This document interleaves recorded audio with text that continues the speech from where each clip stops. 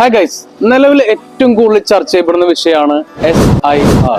ചിലർക്ക് അതിനെക്കുറിച്ച് നല്ല ധാരണയുണ്ട്, ചിലർക്കാണെങ്കിൽ അതിനെക്കുറിച്ച് ഒരു ധാരണയുമില്ല. അങ്ങനെ അതിനെക്കുറിച്ച് അധികം അറിയാത്തവർക്കായിട്ടുള്ള ഒരു വീഡിയോ ആണത്. എല്ലാവരും ഈ വീഡിയോ മുഴുവനായിട്ട് കാണാൻ ശ്രമിക്കുക, നിങ്ങൾക്ക് ഉപകാരപ്പെടും. സമീർ ഭായ്, എന്താണ് SIR? പറയാം, വിശദമായിട്ട് തന്നെ പറഞ്ഞുതരാം. ഇതില് വലിയൊരു പാനിക് ആവേണ്ട ഒരു സാധനമല്ല. ബേസിക്കലി SIR എന്ന് പറഞ്ഞാൽ പാനിക് ആവേണ്ട ഒരു സാധനമല്ല. പലരും SIR കുറിച്ച് കേൾക്കുമ്പോൾ പാനിക് ആവുന്നു. അതാണ് എനിക്ക് ഇമ്പോർട്ടൻ്റ് ആയിട്ട് പറയുന്നത്. ഇത് വളരെ സിമ്പിൾ ആയിട്ടൊരു പ്രോസസ്സാണ്. പ്രത്യേകിച്ച് നമ്മുടെ കേരളത്തിലുള്ള ആളുകൾക്ക് വളരെ സിമ്പിൾ, വളരെ സിമ്പിൾ. ഒരു കോംപ്ലിക്കേഷനും 100% ഒരു കോംപ്ലിക്കേഷനും ഞാൻ കാണുന്നില്ല. വളരെ സിമ്പിളായ ഡോക്യുമെന്റ്സുകളാണ് ആവശ്യപ്പെടുന്നത്. അതും എല്ലാവർക്കും ഡോക്യുമെന്റ്സിന്റെ ആവശ്യവും ഇല്ല. വളരെ കുറഞ്ഞ പേർക്ക് മാത്രമേ ഈ ഡോക്യുമെന്റിന്റെ ആവശ്യമുള്ളൂ. അപ്പൊ അതില് വളരെ പ്രധാനപ്പെട്ട ഒരു കാര്യം, ഇതിൽ ശ്രദ്ധിക്കേണ്ട വേറൊരു കാര്യം നമ്മുടെ പ്രവാസികളാണ്. അതാണ് എനിക്ക് ഇതിനകത്ത് പറയാനുള്ളത്. പ്രവാസികൾക്ക് ഒരു പുതിയൊരു പ്രശ്നം പ്രവാസികൾക്കുണ്ട്. അതെന്താന്ന് വെച്ചാൽ കഴിഞ്ഞ ദിവസം ഒരു റിപ്പോർട്ട് വന്നു. ആ റിപ്പോർട്ടിനകത്ത് കേരളത്തില് പഞ്ചായത്ത് ഇലക്ഷനിൽ ഈ വരുന്ന പഞ്ചായത്ത് ഇലക്ഷനിൽ 2844 വോട്ടർമാരെ പ്രവാസികളുള്ളൂ. എത്രയാണോ 2844 കണക്ക് വരുന്നത്? 22 ലക്ഷം പേരിൽ. കേരളത്തിലെ പ്രവാസികൾ ടോട്ടൽ ഉള്ളത് 22 ലക്ഷം പേരാണ്.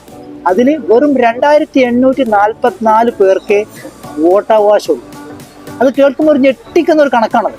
അത് ആർക്കും അതെന്തുകൊണ്ടാണെന്ന് വെച്ചാൽ പൊതുവെ നമ്മളെ പ്രവാസികൾ വോട്ട് ആഡ് ചെയ്യുന്നതിലൊന്നും ഒരു ശ്രദ്ധയും കേന്ദ്രീകരിക്കുന്നതാണ് ഇതൊന്നും മനസ്സിലാവുന്നത്. അപ്പൊ അവിടെ വരുമ്പോൾ ഒരു പ്രശ്നം വെച്ചാൽ പ്രവാസികളോടാണ് എനിക്ക് പറയാനുള്ളത്. പ്രത്യേകിച്ച് നമ്മുടെ ഈ നാട്ടിലുള്ള ഈ പ്രവാസികൾ കേൾക്കേണ്ട ഒരു വീഡിയോ ആയിട്ടാണ് ഞാൻ ഇത് പറയുന്നത്.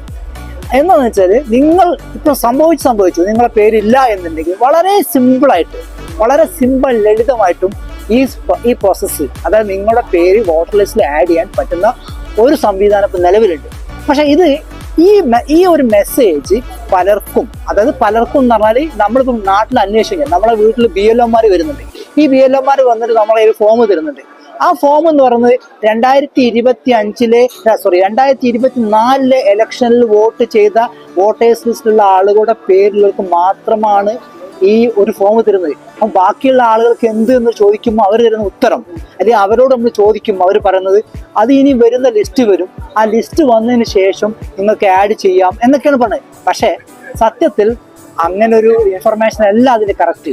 അതിന്റെ ഇൻഫർമേഷൻ നിലവിൽ ഇപ്പോൾ ഇലക്ഷൻ കമ്മീഷന്റെ വെബ്സൈറ്റിനകത്ത് വളരെ വ്യക്തമായിട്ട് പറയുന്നുണ്ട്. പിന്നെ നമ്മൾക്ക് 18 വയസ്സ് കഴിഞ്ഞ ആർക്കും ഏത് സമയത്തും ആഡ് ചെയ്യാനുള്ള ഓപ്ഷൻ ഉണ്ട്. വളരെ സിമ്പിൾ ആണത്. അതിന്റെ വെബ്സൈറ്റിന്റെ ലിങ്ക് നമുക്ക് ഈ വീഡിയോക്ക് അകത്ത് കൊടുക്കണം. അപ്പൊ ആ സമയത്ത് തന്നെ അതിൽ വ്യക്തമായിട്ട് നമുക്ക് പറയുന്നുണ്ട് എങ്ങനെയാണ് ഒരു സിമ്പിൾ ആയിട്ട് ഒരു ആളെ നമുക്ക് ഇതിലേക്ക് ആഡ് ചെയ്യാം. അത് ഇവിടെ ഇരുന്നുകൊണ്ട് ലോകത്തിന്റെ ഏത് ഭാഗത്ത് ഇരുന്നുകൊണ്ട് ചെയ്യാൻ പറ്റും. അതിലാകെ വേണ്ടതെന്ന് വെച്ചാൽ നിങ്ങളുടെ ആധാർ കാർഡിൽ അപ്ഡേറ്റ് ചെയ്തിരിക്കുന്ന നമ്പറിലേക്ക് ഒരു OTP വരും എന്നുള്ള ഒരു പ്രോസസ്സ് മാത്രമേ ഉള്ളൂ. പിന്നെ നിങ്ങൾ കൊടുക്കാൻ ഉദ്ദേശിക്കുന്ന ഒരു മൊബൈൽ നമ്പറിലേക്ക് നോർമലി അത് രണ്ടും ആവാം. ആധാർ നമ്പറിൽ ലിങ്ക് ചെയ്ത മൊബൈലിലേക്ക് ഒരു OTP വരും, നോർമലി നമ്മൾ കൊടുക്കുന്ന മൊബൈലിലേക്ക് ഒരു OTP. രണ്ടും ഒന്നാണെങ്കിൽ വളരെ സിമ്പിളായി. ഇത്രയേ ഉള്ളൂ ആഡ് ചെയ്യുന്ന കാര്യം. പക്ഷേ ഈ മെസ്സേജ് പലർക്കും അറിയില്ല. ഞാൻ തന്നെ എൻ്റെ നാട്ടിൽ ഫോം കൊണ്ട BLOനോട് ചോദിച്ചപ്പോൾ BLO എനിക്ക് തന്ന റിപ്ലൈ അത് സത്യത്തിൽ അവർക്ക് അറിയില്ല. പിന്നെ വേറൊരു സംഭവത്തിൽ ഇതിനകത്ത് ഈ BLOമാരെ സംബന്ധിച്ചോളം ഈ SIR പ്രക്രിയ തന്നെ, അതിനെക്കുറിച്ച് ഞാൻ ചെറുതായിട്ട് പറയുന്നുണ്ട്. SIR തന്നെ ശരിക്കും പറഞ്ഞാൽ SIR നമുക്ക് വീട്ടിൽ തരുന്ന ഫോം ചെയ്യേണ്ട ഒരാവശ്യമില്ല, ഓൺലൈനിൽ തന്നെ ചെയ്യാൻ പറ്റും. പക്ഷെ അതിലൊരു ചെറിയ കോംപ്ലിക്കേഷൻ എന്ന് വെച്ചാൽ, ഈ പറയുന്ന നമ്മുടെ വോട്ടേഴ്സ് ലിസ്റ്റിലുള്ള വോട്ടർ ID-യിലുള്ള പേരും ആധാറിലെ പേരും ഒന്നാണെങ്കിൽ മാത്രമേ ആ ഓപ്ഷൻ ഉള്ളൂ. അപ്പൊ അത് എല്ലാവർക്കും ചെയ്യണമെന്നില്ല. ചിലപ്പോൾ പലർക്കും പേര് മാറ്റണ്ടാവും. പക്ഷേ ഈ മെസ്സേജ് പോലും നമ്മുടെ BLOമാർക്ക് അറിയില്ല. ഓൺലൈനിൽ ചെയ്യാൻ പറ്റുമോ എന്നൊക്കെയാണ് അവർ ചോദിക്കുന്നത്. അതായത് അങ്ങനത്തെ ഒരു ഇൻഫർമേഷൻ അവർക്ക് പോലും ഇല്ല. അതുപോലെ തന്നെ വോട്ട് ആഡ് ചെയ്യുന്ന കാര്യം ഇപ്പൊ ഞാൻ തന്നെ ഇപ്പൊ റീസെന്റ് എന്റെ ബന്ധപ്പെട്ട 2 ആളെ വോട്ട് ആഡ് ചെയ്തു. വളരെ സിമ്പിളാണ്. ഇനി ഒരു കാര്യം കൂടി ഈ പ്രവാസികളോട് പറയാനുണ്ട്. ഒറ്റ കാര്യം കൂടി നിങ്ങൾ ശ്രദ്ധിക്കാതെ പോയ ഒരു കാര്യം, വളരെ ഇമ്പോർട്ടന്റ് കാര്യമാണ്.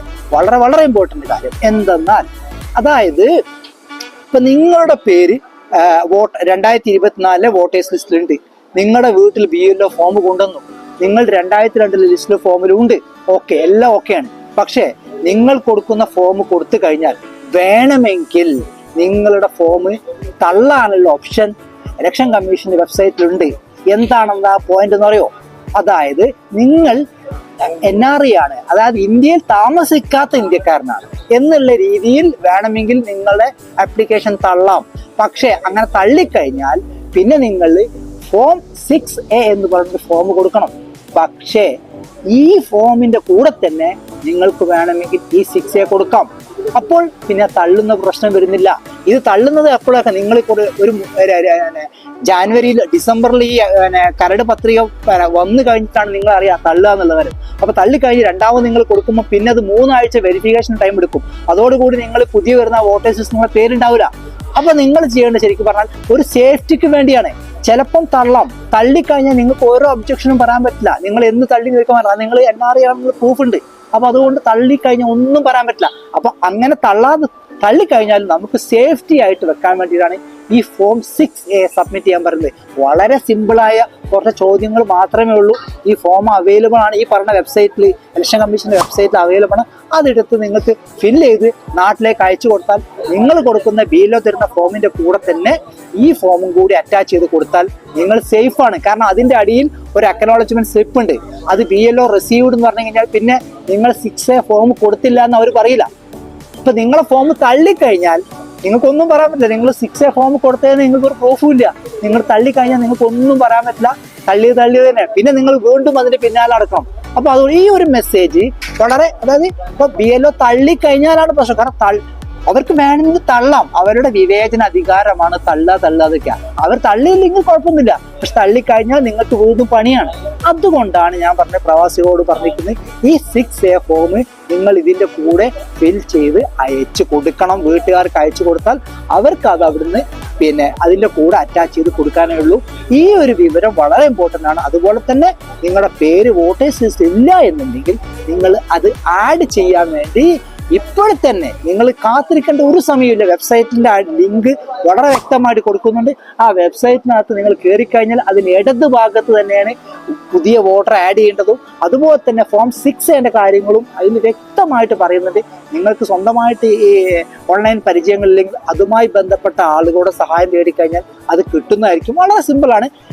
ഒരു പരിചയം ഇല്ലെങ്കിൽ ഇപ്പോൾ നാട്ടിൽ തന്നെ ഇത് ചെയ്തു കൊടുക്കുന്ന, അല്ലെങ്കിൽ നമ്മൾ ഇവിടെ തന്നെ പരിചയമുള്ള എത്രയോ ആളുകളുണ്ട്. ആർക്കോട് ചോദിച്ചാലും അത് ചെയ്യാൻ പറ്റുന്ന വളരെ സിമ്പിളായിട്ടുള്ള പ്രോസസ്സാണ്. പക്ഷേ നമ്മൾ കാത്തിരുന്ന് വെയിറ്റ് ചെയ്ത് കഴിഞ്ഞാൽ ഇതുപോലെ കോംപ്ലിക്കേഷൻസ് തീർച്ചയായിട്ടും ഉണ്ടാവും. പ്രത്യേകിച്ച് വോട്ടേഴ്സ് ലിസ്റ്റിൽ പേരില്ലെങ്കിൽ ഒരു പൗരത്വത്തിൽ തന്നെ ബാധിക്കുന്ന ഒരു വിഷയമായിട്ട് വരാൻ പോകുന്നുണ്ടെന്ന് എല്ലാവരിലേക്കും ഒരു മെസ്സേജ് വന്ന സ്ഥിതിക്ക് വളരെ ഇമ്പോർട്ടൻ്റ് ആണ്. ഇനി ഞാനൊരു 2-3 കാര്യങ്ങൾ കൂടി അവസാനിപ്പിക്കുക. അതായത് ഈ വളരെ ഇമ്പോർട്ടൻ്റ് ആയിട്ടുള്ള ഈ നമുക്ക് നിലവിൽ കിട്ടിയിരിക്കുന്ന, നമ്മുടെ വീട്ടിൽ തന്നിരിക്കുന്ന ഈ ഫോമിനകത്ത് ഒരു ചെറിയ കാര്യം, അത് പലർക്കും തെറ്റ് പറ്റുന്നുണ്ട് എന്നുള്ളൊരു മെസ്സേജ് അറിഞ്ഞത് കൊണ്ടാണ് ഞാൻ പറയുന്നത്. ഈ ഫോമിനകത്ത് 1, 2, 3 അങ്ങനെ 3 കോളങ്ങളാണുള്ളത്. ഒന്നാമത്തെ കോളം വളരെ സിമ്പിളായ ചോദ്യങ്ങളാണ്. നിങ്ങളുടെ മൊബൈൽ നമ്പർ, നിങ്ങളുടെ പേര്, നിങ്ങളുടെ ആധാർ നമ്പർ ഓപ്ഷനിലാണ്. അതുപോലെ തന്നെ നിങ്ങളുടെ പിതാവിന്റെ പേര്, മാതാവിന്റെ പേര്, പങ്കാളിയുടെ പേര് എന്ന് പറഞ്ഞാൽ ആർക്കും തെറ്റാൻ ഒരു സാധ്യതയും ഇല്ലാത്ത ഡീറ്റെയിൽ ആണ്. 2, 3 എന്ന് പറയുന്നത് രണ്ടാമത്തെ കോളം എന്ന് പറയുന്നത് അതിനകത്ത് 2002 ലിസ്റ്റിൽ ഉള്ള ആളുകളുടെ ആ ഡീറ്റെയിൽ കൊടുക്കാനാണ്. ചിലപ്പോൾ 2002 ലിസ്റ്റിൽ എല്ലാവരും ഉണ്ടാവണം എന്നില്ല. അപ്പൊ അങ്ങനെ വരികയാണെങ്കിൽ അതും സിമ്പിൾ ആണ്. 2002 ലിസ്റ്റ് നോക്കിക്കഴിഞ്ഞാൽ അതിൽ കറക്റ്റായിട്ട് എഴുതാവുന്ന ചോദ്യങ്ങളെ ചോദിക്കുന്നുള്ളൂ. ഇനി മൂന്നാമത്തെ കോളത്തിനകത്താണ് ഞാൻ പറയുന്ന മിസ്റ്റേക്ക് പറ്റാനുള്ള ഒരു സാധ്യത കാണുന്നത്. അത് വളരെ ശ്രദ്ധിക്കേണ്ട പോയിന്റ് ആണ്.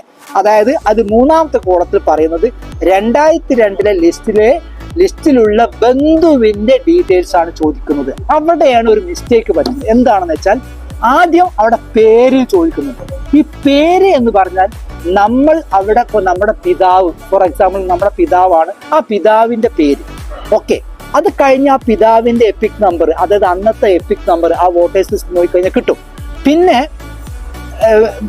ബന്ധുവിന്റെ പേര് എന്ന് പറഞ്ഞ ചോദ്യം, ഇതാണ് എല്ലാവർക്കും മിസ്റ്റേക്ക് പറ്റാനുള്ള സാധ്യത. ബന്ധുവിന്റെ പേര്, ആക്ച്വലി ഇവിടെ ചോദിക്കുന്ന ബന്ധുവിന്റെ പേര് എന്ന് പറഞ്ഞാൽ 2002 വോട്ടേഴ്സ് ലിസ്റ്റിനകത്ത് ഇപ്പൊ പിതാവിന്റെ പേരുണ്ടാവും, നമ്മുടെ വാപ്പയുടെ പേരുണ്ടാവും, അതിന്റെ അവർക്കൊരു റിലേഷൻ ഉണ്ടാവും. അതായത് അത് അവരുടെ മാതാവാവാം, അല്ലെങ്കിൽ അവരുടെ വേറെ ആരെങ്കിലും ആവാം. ആ ഒരു റിലേഷന്റെ പേരാണ്, അതായത് 2002 നമ്മുടെ പിതാവിന്റെ, നമ്മൾ കൊടുക്കുന്ന പിതാവിന്റെ റിലേഷൻ, അതായത് റിലേഷൻ എന്നൊരു ഭാഗമുണ്ട്. അതായത് അത് നമ്മളെ വോട്ടേഴ്സ് ലിസ്റ്റിൽ ഉണ്ടാവും റിലേഷൻ. ഇപ്പൊ നമ്മുടെ പിന്നെ ഭാര്യയാണെങ്കിൽ ഭർത്താവിന് ഭാര്യയാണെങ്കിൽ സ്വാഭാവിക ഭർത്താവിന്റെ പേരുണ്ടാവും, പിന്നെ മക്കളാണെങ്കിൽ അച്ഛന്റെ പേരുണ്ടാവും. അതുപോലെ ആ റിലേഷൻ നമ്മുടെ 2002 നമ്മുടെ പിതാവിന്റെ പേര് വോട്ടേഴ്സ് ലിസ്റ്റിൽ ഉണ്ടാവും. അവിടെ ഒരു റിലേഷൻ കൊടുത്തിരുന്നു, ആ പേരാണ് കൊടുക്കേണ്ടത്. അത് ഒരു പരിധി വരെ ആളുകൾ തെറ്റിക്കുന്നുണ്ടെന്നുള്ള മെസ്സേജ് ഇപ്പൊ കിട്ടിക്കൊണ്ടിരിക്കുന്നത്. അതുകൊണ്ട് ഞാൻ വളരെ വ്യക്തമായിട്ട് ഈ ഫോം ഫില്ല് ചെയ്യുമ്പോൾ 3ാമത്തെ കോളത്തിൽ ബന്ധുവിന്റെ പേര് ചോദിക്കുന്നത് നിങ്ങളുടെ 2002 ലിസ്റ്റിലുള്ള നിങ്ങളുടെ പിതാവിന്റെ വോട്ടേഴ്സ് ലിസ്റ്റിൽ കൊടുത്ത ബന്ധുവിന്റെ പേരാണ്. അത് അദ്ദേഹത്തിന്റെ പിന്നെ ഉമ്മ ആകാം, അല്ലെങ്കിൽ വാപ്പയാകാം, എന്തോ ആവാം, ആ പേരാണ് നിങ്ങൾ അവിടെ എഴുതേണ്ടത്. അത് ഈ ഫോമുമായിട്ട് ബന്ധപ്പെട്ട്, കാരണം ഈ ഫോമുമായിട്ട് ബന്ധപ്പെട്ട് എങ്ങനെ ഫില്ല് ചെയ്യാൻ ഒരുപാട് വീഡിയോസ് കണ്ടു. പക്ഷെ ഈ ഒരു ഭാഗം ആരും പറഞ്ഞതായിട്ട് കാണുന്നില്ല. മിസ്റ്റേക്കുകൾ പറ്റുന്നത് കൊണ്ട് ഞാൻ വളരെ സ്പെസിഫിക് ആയിട്ടാണ് പറഞ്ഞത്. 3ാമത്തെ കോളത്തിൽ ആദ്യം കൊടുക്കേണ്ടത് നമ്മൾ ഉദ്ദേശിക്കുന്ന ആളുടെ പേര്, പിന്നെ അവരുടെ ബന്ധുവിന്റെ പേര്. ആ ബന്ധു പിതാവാകാം, മാതാവാകാം, എന്തോ ആവാം, ഭർത്താവാകാം, എന്തോ ആവാം. ഓക്കെ. പിന്നെ ഒരു കാര്യം, വളരെ പ്രധാനപ്പെട്ട ഒരു കാര്യം, ഇപ്പൊ നിങ്ങളുടെ പിതാവിന്റെ പേര്, ആക്ച്വൽ പേര്, ഇപ്പൊ നിലവിലുള്ള ലിസ്റ്റിലെ പേര് അബ്ദുൽ സലാം, ഉദാഹരണം പറയാം അബ്ദുൽ സലാം എന്നാണ് ചോദിച്ചത്. അങ്ങനെയാണെങ്കിൽ ആക്ച്വലി 2002 ലിസ്റ്റില് സലാം എന്ന് മാത്രമേ ഉള്ളെങ്കിൽ നിങ്ങൾ ഈ ബന്ധുവിന്റെ പേര് എഴുതുന്നതിന്റെ കൂട്ടത്തിൽ അവിടെ എഴുതേണ്ടത് സലാം എന്ന് മാത്രമേ എഴുതാൻ പാടുള്ളൂ. അതായത് 2002 ലിസ്റ്റിൽ സലാം എന്നാണ്, പക്ഷെ ആക്ച്വലി പുതിയ ലിസ്റ്റിനകത്ത് അബ്ദുൽ സലാം എന്നാണെങ്കിലും നിങ്ങൾ എഴുതേണ്ടത് സലാം എന്നാണ്. 2002 എന്താണോ ഉള്ളത് അതാണ് ഇതിൽ എഴുതേണ്ടത്. അത് വളരെ പ്രധാനപ്പെട്ട 3ാമത്തെ കോളം ഫില്ല് ചെയ്യുമ്പോൾ, 3ാമത്തെ കോളം ഫില്ല് ചെയ്യുമ്പോൾ ഏറ്റവും പ്രധാനപ്പെട്ട ഒരു പോയിന്റ്, 2 പോയിന്റിൽ ഒന്ന് അതാണ്. ഇനി എനിക്ക് പറയാനുള്ളത് വെച്ചാൽ, നിങ്ങൾ ഒരൊറ്റ ഇമ്പോർട്ടൻറ്റ് പോയിന്റ് കൂടി ഞാൻ പറഞ്ഞിട്ട് വെക്കാം. അതായത് ഇപ്പൊ നിങ്ങളിപ്പോ ഈ ആപ്ലിക്കേഷൻ, പുതിയൊരു വോട്ടറുടെ ആപ്ലിക്കേഷൻ നിങ്ങൾ ഓൺലൈനിൽ കൊടുക്കുമ്പോൾ, ആ ആപ്ലിക്കേഷൻ ഓൺലൈനിൽ കൊടുക്കുന്ന സമയത്ത് അതിനകത്ത് നിങ്ങൾക്ക് ഒരു റെഫറൻസ് നമ്പർ കിട്ടും. ആ റെഫറൻസ് നമ്പറിൽ നിങ്ങൾ ശ്രദ്ധിക്കേണ്ട ഒരു കാര്യം വെച്ചാൽ, നിങ്ങൾ ഭാവിയിൽ എന്തെങ്കിലും ഇത് ഓൺലൈനിൽ ചെക്ക് ചെയ്യാൻ നമുക്ക് പറ്റും, ഇടക്കിടക്ക് ചെക്ക് ചെയ്യാൻ പറ്റും. ആ ചെക്ക് ചെയ്യുമ്പോൾ അതിൽ റെഫറൻസ് നമ്പർ ഉണ്ട്. ആ റെഫറൻസ് നമ്പർ സ്റ്റാർട്ട് ചെയ്യുന്നത് S-ലാണ്, S11042. അത് കഴിഞ്ഞിട്ട് വരുന്നത് 0 എന്നാണ് നമ്മൾ ധരിക്കുക. പക്ഷെ 0 അല്ല, അത് O ആണ്. പലർക്കും, എനിക്കും മിസ്റ്റേക്ക് പറ്റിയതുകൊണ്ടാണ് ഞാനത് പറയാൻ കാരണം. O ആണ്. O കഴിഞ്ഞിട്ട് പിന്നെ 6N, അങ്ങനെയാണ് അതിന്റെ ഒരു ഫോർമാറ്റ്. അത് കഴിഞ്ഞ് പിന്നെ നമ്പറാണ്. അത് എല്ലാവർക്കും പലർക്കും വ്യത്യാസമാണ്. പക്ഷെ ഈ 42 കഴിഞ്ഞിട്ട് വരുന്നത് 0 അല്ല, അത് O ആണ് എന്നുള്ളതും കൂടി മനസ്സിലാക്കണം. ഈ ആപ്ലിക്കേഷൻ ഫില്ല് ചെയ്ത് കഴിഞ്ഞാൽ കിട്ടുന്ന റെഫറൻസ് നമ്പർ പ്രത്യേകം, കാരണം ഭാവിയിൽ നമുക്ക് ഓൺലൈനായിട്ട് ഈ ആപ്ലിക്കേഷൻ എന്തായി, ഏത് അവസ്ഥയിലാണ് നിൽക്കുന്നതൊക്കെ അതിന്റെ സ്റ്റാറ്റസ് കോട്ടൊക്കെ നോക്കിക്കഴിഞ്ഞാൽ കിട്ടും. അത് മനസ്സിലാക്കണമെങ്കിൽ ഈ റെഫറൻസ് നമ്പർ അടിക്കണം. അതാണ് ഇതുമായി ബന്ധപ്പെട്ടിട്ട് പറയാനുള്ളത്. ഇനി ഇതിനകത്ത് എനിക്ക് കൂടുതലൊന്നും പറയാനില്ല. നിങ്ങൾ ശ്രദ്ധിക്കേണ്ട 2-3 കാര്യങ്ങൾ ഞാൻ പറഞ്ഞു കഴിഞ്ഞു. അതായത് വോട്ട് ആഡ് ചെയ്യുന്ന കാര്യം, ഫോം 6A കൊടുക്കുന്ന കാര്യം, അതുപോലെ തന്നെ ഈ പറയുന്ന പിന്നെ ലാസ്റ്റ് ഞാൻ പറഞ്ഞ ആപ്ലിക്കേഷൻ്റെ, അതുപോലെ പിന്നെ ഫോമിന് 3ാമത്തെ കോളം ഫില്ല് ചെയ്യുന്നതിലുള്ള മിസ്റ്റേക്ക് പറ്റാനുള്ള കാര്യം. ഇത് നമ്മുടെ പ്രവാസികൾ വളരെ ശ്രദ്ധിക്കണം. നാട്ടിലില്ലെങ്കിൽ നിങ്ങളെ പേര് ആഡ് ചെയ്യുക, അതുപോലെ തന്നെ 6A ഫോം കൊടുക്കുക, അതുപോലെ തന്നെ 3ാമത്തെ കോളം ഫില്ല് ചെയ്യുമ്പോൾ ശ്രദ്ധിക്കുക. ഇത്രയും പറഞ്ഞതിൽ ജംഷിക്ക് മനസ്സിലായിട്ടുണ്ടാവും ഞാൻ വിചാരിക്കുന്നു. പൊതുവെ എല്ലാ കാര്യങ്ങളും ഒരു ചെറിയ രീതിയിൽ, ഒരു ചെറിയ ഔട്ട്ലൈൻ തന്നിട്ടുണ്ടെന്നാണ് ഞാൻ വിശ്വസിക്കുന്നത്. ഇനിയും നമ്മൾ SIR-നെ ഭയക്കേണ്ടതുണ്ടോ? ഇല്ല എന്നാണ് ഉത്തരം. ഈ ഒരു വീഡിയോ നിങ്ങൾക്ക് ഉപകാരപ്പെട്ടു എന്ന് കരുതുന്നു. ബൈ.